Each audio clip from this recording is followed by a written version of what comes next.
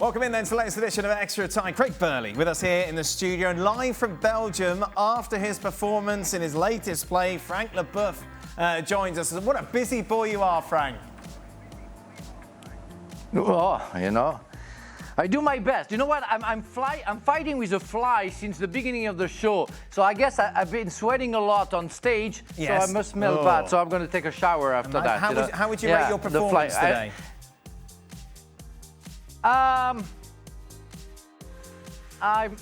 You know, there's some technique that I forgot today because I didn't feel the crowd properly, so I wanted to push them to laugh, so I did a little bit too much. I overplayed my play, and I don't like to do so. So I'm gonna correct that tomorrow.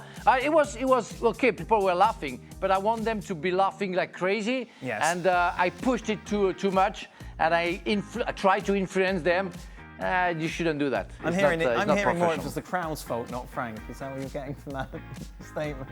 No, well, no, I think he just tried to push the envelope a little bit too far. Yeah, it became... I'm a bit like that myself, you know. Yeah, so when you're on stage. When I'm on stage. So tonight, and I'm sure this will surprise you, every night after a show, when I'm on, yes, I go home and evaluate my performance. Oh, do you really? Yeah. It's in depth. Yeah, you sit down with the family, saying, "Do you like what I said there? Did you like? No, they don't watch. They should have done done that.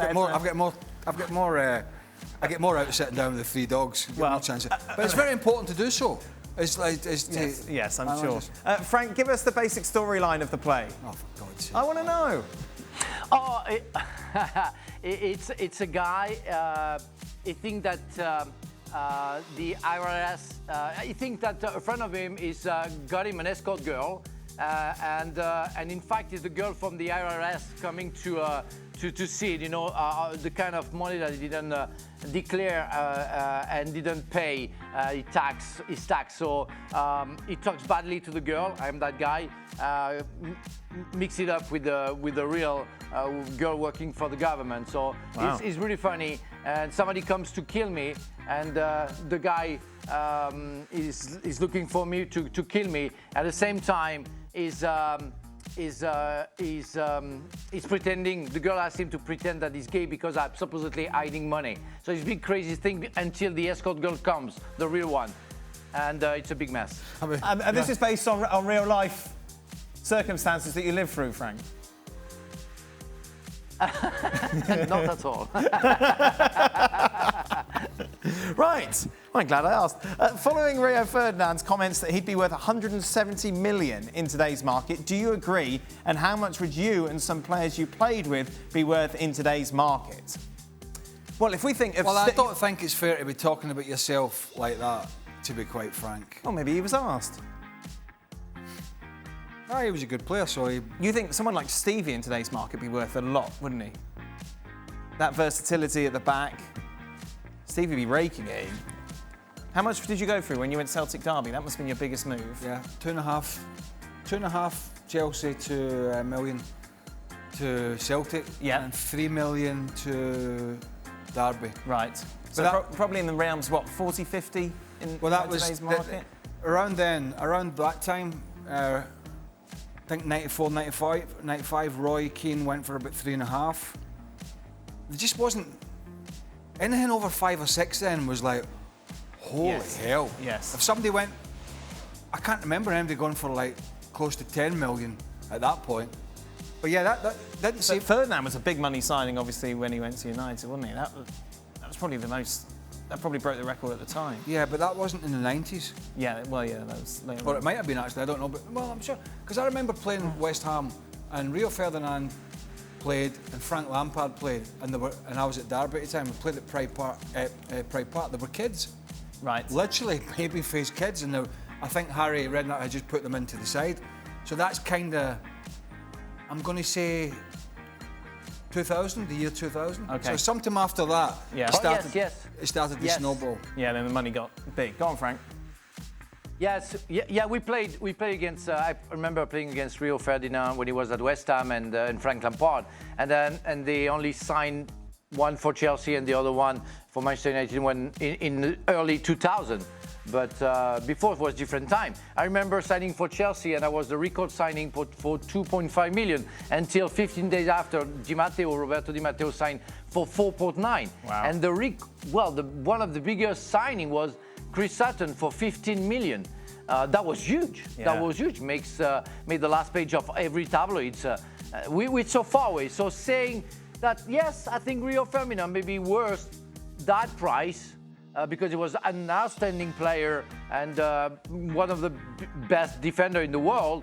But I don't know how much. I think it may be 5 million for Zola. How much was Zola? 5.5. Wow. Yeah, 5.5. If you want Zola now, it's 300 million. Yep. You know, But if you consider that Frank, Rio Ferdinand is 170. Post-World Cup, you were a World Cup winner. You could have demanded a lot of money. We're talking about Vardiol going for 100 million. Yeah, we're talking lots of money. It's all relative. Yeah, but Yeah. at the time, I was already 30 when I won the World Cup. I was already 30. I know Real Madrid wanted to hire me, and I remember Chelsea asking for 8 million. I think it was 8 million pounds, and Real Madrid didn't want because I was like 32 at the time when I almost signed for Real Madrid. So we are in another world. We are in another world, and that, it doesn't make any sense right now. When I see prices, when I see transfer for some players who have 30 games in the Premier League or 30 games in Portugal or in France, to name a few, you say, wow, it doesn't make any sense. When I see Nicolas Jackson, yes, of course, he seems to be a good player, but he signed for 8 years for Chelsea. Nobody knows him. You don't know what he's worth. You don't know if you're going to see the money back, and you're going to pay like 40 million. So people have too much money, I think. Some people have too much money. Football's just changed across the board. If you look at, and this is non-monetary, if you look at the international game now compared to certainly when Frank and I played, before that when Stevie played, was that you never got near your international squad, never mind team, until you had played 100 games. Right. You know, until you had been playing for your club side for 2 or 3 years. In the last 10, 15 years, we've seen guys play for national teams that I think there might be 1 or 2 out there that hadn't even made a debut for their club side. There was some that maybe played, you know, a couple of months for their club side. That never happened before. So that whole side of it has changed as well. You never even got near, even the Scotland squad, you never got near it until you were playing regular in the Chelsea side, in my situation. You didn't even get a look in. You'd only have to be in the Chelsea squad. Oh, we've got a Scottish player in the Chelsea squad now. Yes. Oh, we need to get him involved. The whole thing's just changed. Frank, during your days, did you discuss your salary with teammates?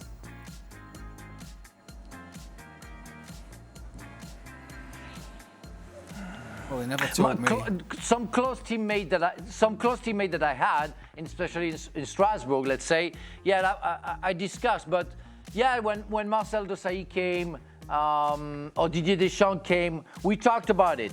And for example, we won the World Cup in '98. Marcel Desailly signed for maybe 3 times what I was earning.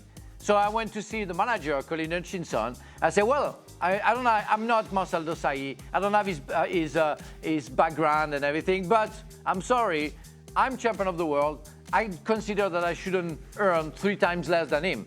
And he knew that I knew how much Marcel was earning. So we adjusted. Right. Not at the same level, of course, but we adjusted. Yeah, it helps in that way, but it's never been a jealousy for me. I never envy anybody earning more than me. I was always pleased by some players getting the best they could. That's part of our job. No. I particularly remember being in that Celtic dressing room, which was very tight. Very tight. And as you know, it was a big season. And I don't remember one player discussing salary. Okay. People kind of knew where they stood in the the whole pecking order to a certain extent. But I don't remember any person saying, what do you think he's getting? Okay. What do you think he's getting? I don't know. Maybe some clubs and players do. I don't know. Some players are sort of driven by that. Oh, gee, he's getting... Right, that's it. I'm not I'm not trying this week. Yes. You know, he's getting X amount of money. There are people with that kind of mindset, but I never really came across. Couldn't even tell you one off the top of my head. It was very secondary. You did your deal. Yes. If you were happy with your deal, you signed it. You did your job, and if you did your job properly, you might get a better deal. And that's the way to look at it, rather than I've signed this deal, I'm happy with it. Somebody else has come in and got a better deal. Now I've got a problem with it. Not quite how it works. Speaking of your time at Celtic, you've told this story before, but someone's asking again. Any recollection of the training ground bust-up at Celtic between Tosh McKinley and Larsson? Henry, yeah. I'm sure Tosh won't mind. So long has passed. At the start at Celtic, with all these new signings, there was a bit of hostility between the Scandinavian boys and the British boys. Reaper, Larsson, Weghorst, Reggie Blinker, and these Dutch. They boys are Dutch, and Henrik was a Swede.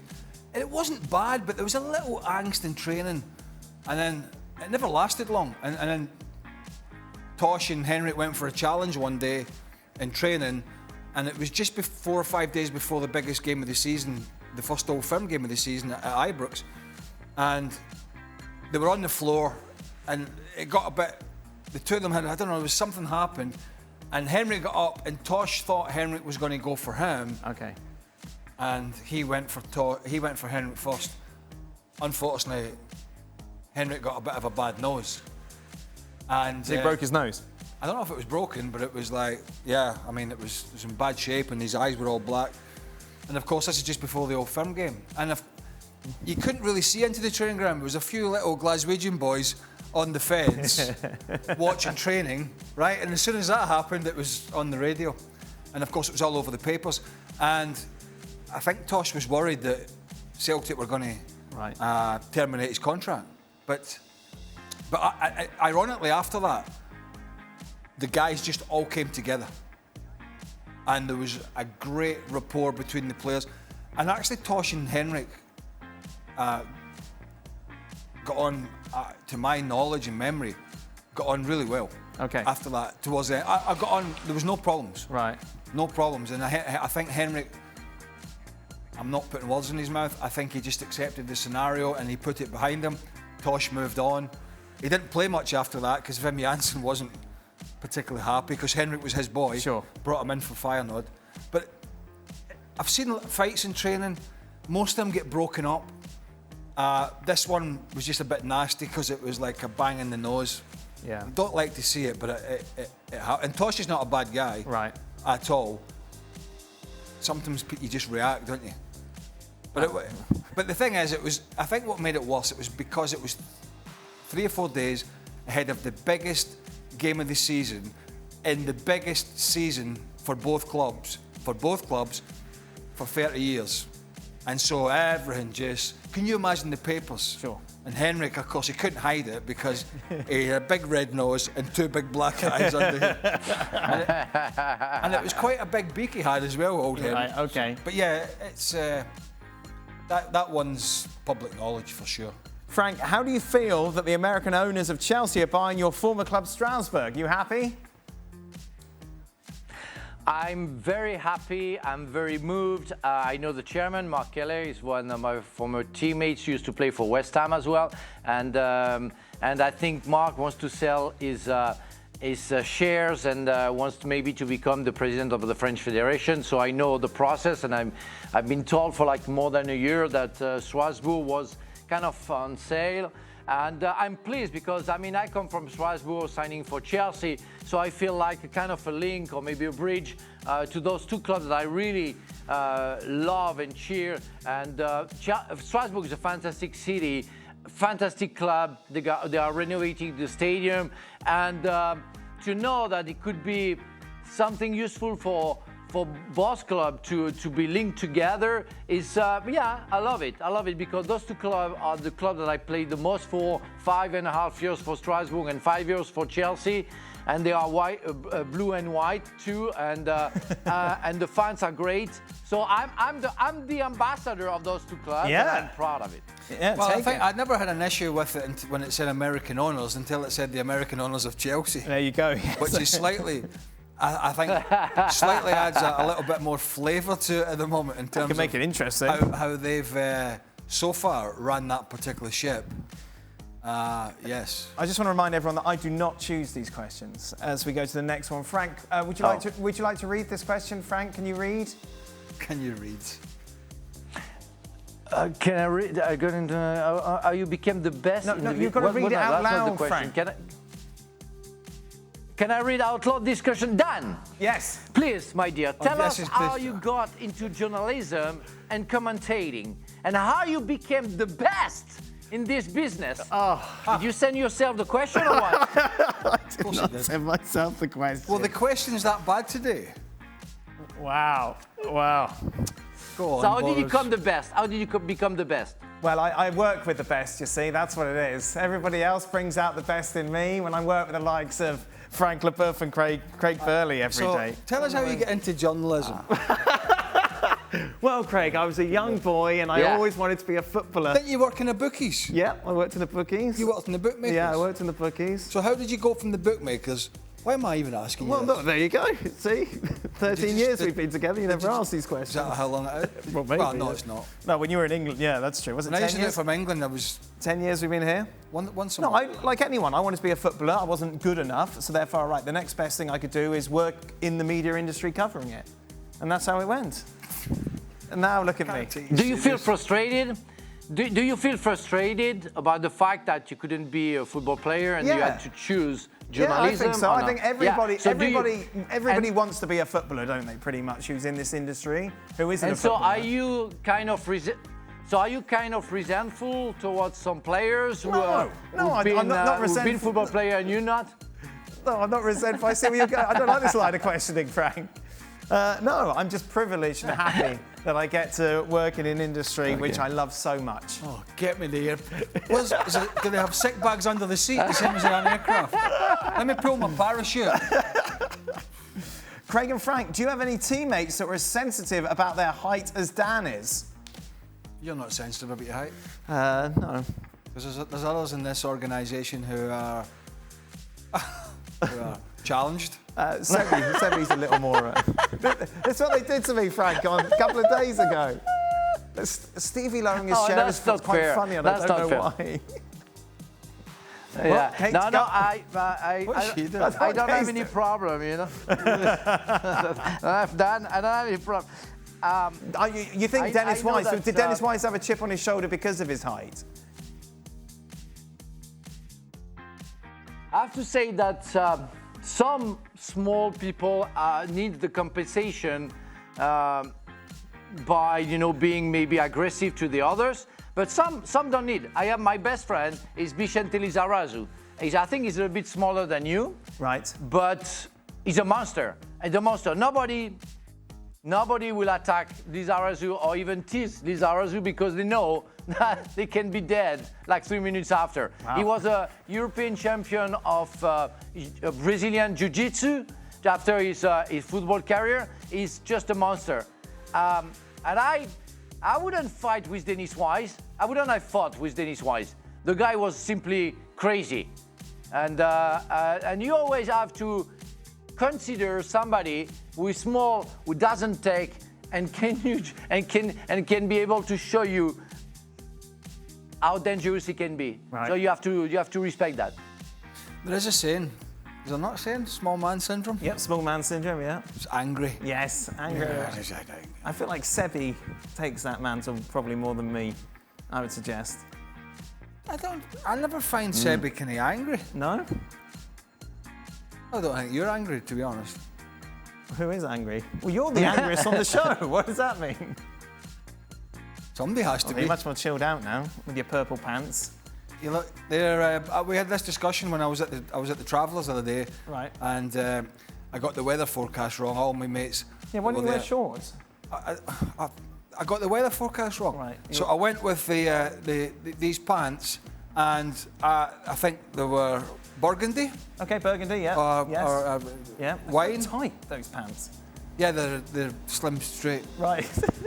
and they're meant to be tight. Clothes are meant to be tight fitted these days, Oh, I see, okay. but they're not that tight. They look quite tight. I don't know where to look. They're not tight. Get up. I want to see. Get up. Get up. I want to see it. Yeah, come on. I wanna They're see not it. tight, Get Frank. up. Hold on, one Play second. your, play your mother. Okay, the camera wasn't there. Wow. They're not tight, are they? Yeah, go and stand in the nice, dark. nice. That's the best look for them. Why are you looking? Why are you walking like that? Oh, well, It's Zoolander here. Hold on, I thought I'm modelling. Frank, they're not tight, are they? Frank. No, you're perfect. Craig, you're perfect. Oh, You're perfect. my Don't God. Move. Don't move anything. Oh dear. Listen, Let's go back to one me second, being... one second. Before we do that, let me give you some context. Anybody watching this, if there's anybody left, he still wears, Frank, his denims have got flared bottoms. I don't think they're flared bottoms. They're just old.